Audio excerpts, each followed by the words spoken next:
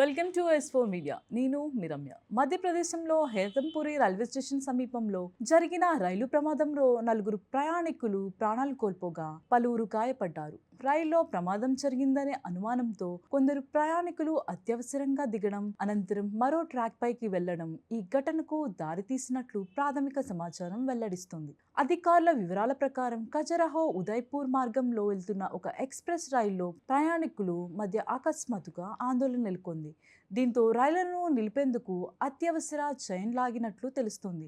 రైలు ఆగిన తర్వాత కొందరు ప్రయాణికులు బోగీల నుంచి బయటకు వచ్చారు. ఈ క్రమంలో పక్కనే ఉన్న రైల్వే ట్రాక్ పైకి వెళ్లిన కొందరిని అదే సమయంలో ఆ మార్గంలో వస్తున్న మరో ఎక్స్ప్రెస్ రైలు ఢీకొట్టింది. ఈ ప్రమాదంలో నలుగురు అక్కడికక్కడే మృతి చెందగా మరికొందరు తీవ్రంగా గాయపడ్డారు. సమాచారం అందుకున్న వెంటనే రైల్వే రక్షణ దళం, పోలీసులు, అత్యవసర వైద్య బృందాలు ఘటనా స్థలానికి చేరుకొని సహాయక చర్యలు చేపట్టాయి.